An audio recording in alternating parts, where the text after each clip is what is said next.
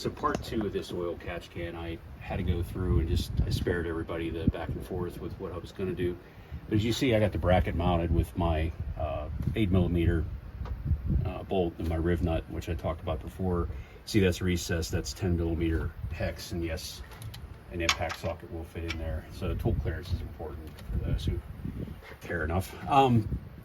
I did replace the M4 screw here, which was the original screw that these oil catch cans come with.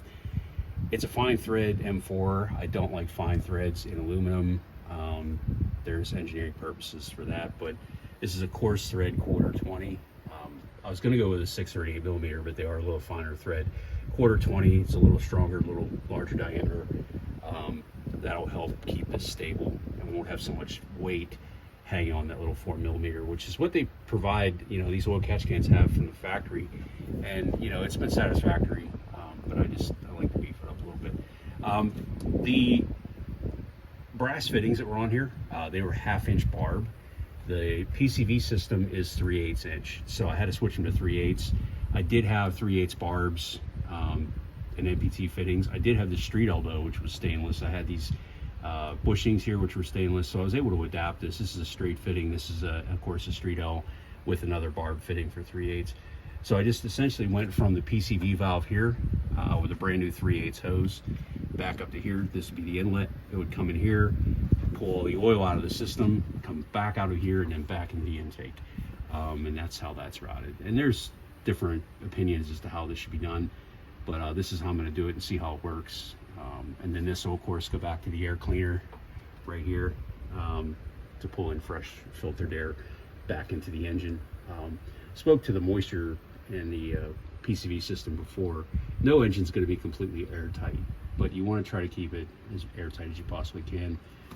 And with that, we'll see how it goes. For those that are interested, that throttle body has been completely rebuilt. It doesn't look like it because it's been a few months, but all the injectors are new, all the sensors are new, everything's been cleaned up. The pressure regulator has all new parts. I also put in a 15 psi pressure regulator spring that I bought. I can't remember where I got it, but the factory pump spec is 9 to 13 psi. My pump, I measured the pressure, it's putting out 15, so I got a 15 psi spring up there. And the same with the blue truck right here that I pulled out of the field. I did the same thing with that one.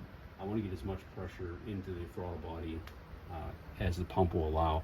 Now, if you put any more than 15 psi pressure regulator spring, it's not going to make a difference. The pump only puts out 15. You're not going to get any more than that.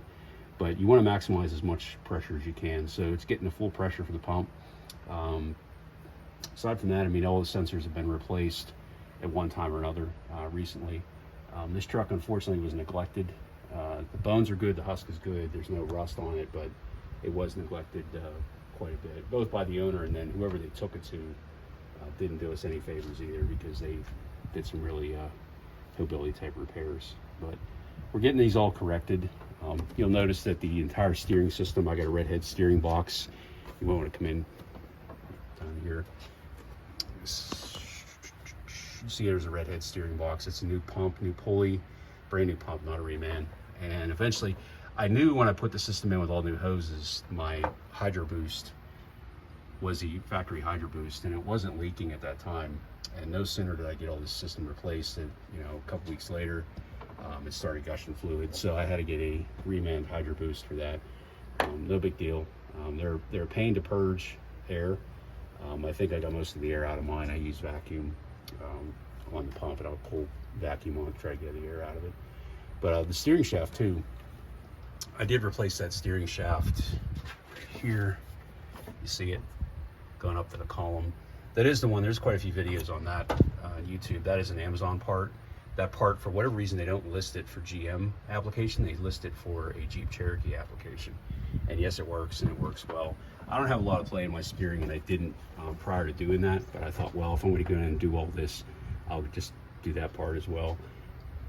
So again, I mean, this is it. We'll see how the oil catch can works. We'll see if it grabs any oil. I'll keep an eye on the oil consumption, if any, and I'll see how much comes into that oil catch can. That's it. Thanks for watching.